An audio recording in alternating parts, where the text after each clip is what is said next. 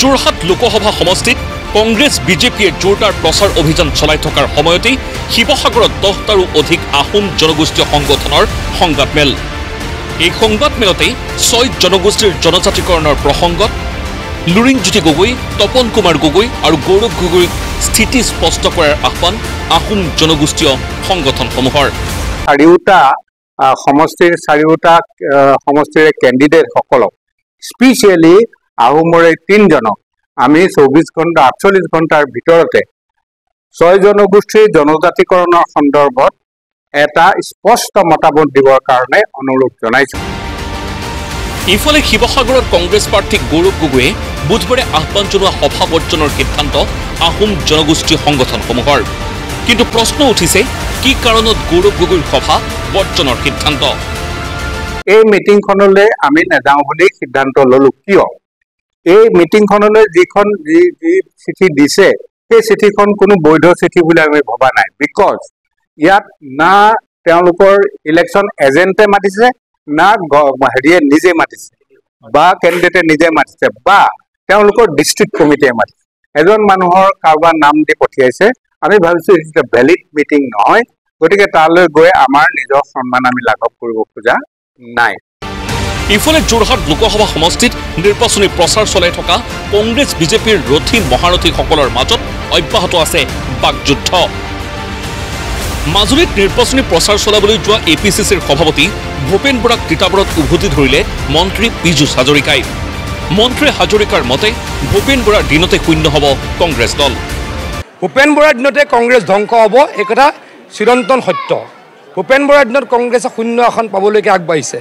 তিতাবৰত তপন কুমাৰ গগৈৰ হৈ নিৰ্বাচনী প্ৰচাৰ চলোৱাৰ অন্তত মন্ত্ৰী হাজৰিকাই এই বুলিও কয় যে দলীয় নেতাকৰ্মীক ন্যায় দিব নোৱাৰা কংগ্ৰেছ দলৰ নেতাসকলে জনতাক কি ন্যায় দিব? কংগ্ৰেছে নিজে নিজক ন্যায় দিব নোৱাৰে, কংগ্ৰেছৰ কৰ্মীক ন্যায় দিব নোৱাৰে। সেইকাৰণে প্ৰত্যেক দিনাই কংগ্ৰেছ কৰ্মীসকলে কংগ্ৰেছ দল ত্যাগ কৰিছে।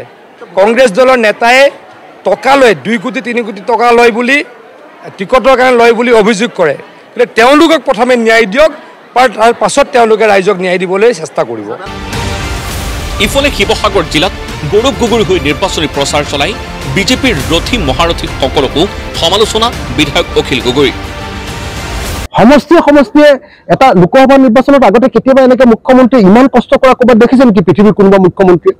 গৌৰৱ গগৈ ইলেকশ্যনত উঠাৰ পাছত ধোকা যে পানী খাইছে, এইটো প্ৰমাণিত হৈছে।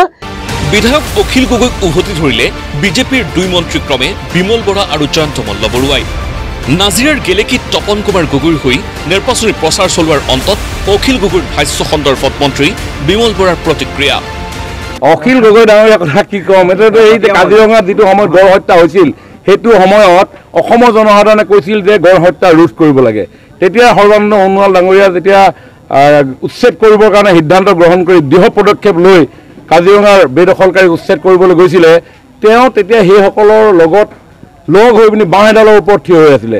আপোনালোকে ফটোখন দেখিছে, মিডিয়াত ওলাই থাকে। গতিকে অখিল গগৈ হ'ল সেইজন। তেওঁ মুখা পিন্ধা এজন ভুৱা বাওঁপন্থী জাতীয়তাবাদৰ নামত জনসাধাৰণক কেৰাচিন তেল 2 চিলা কাঠি আৰু টায়াৰ টিউব দি নৱপ্ৰজন্মক ধ্বংস কৰিব বিচাৰিছে। তিয়কত তপন কুমাৰ গগৈৰ হৈ নিৰ্বাচনী প্ৰচাৰ চলোৱাৰ অন্তত বিধায়ক অখিল গগৈক উভতি ধৰিলে মন্ত্ৰী জয়ন্ত মল্লবৰুৱাই। অখিল গগৈ অসমৰ ৰাজনীতিত এটা শকুনিৰ ৰোল কৰি থাকে আৰু এই ৰোলটো তেওঁ চলাই আছে। গতিকে তেওঁ ফেক্টৰ হয় নহয় নাজানো, তেওঁ ফেক্টৰ আমাৰ কাৰণে নহয়।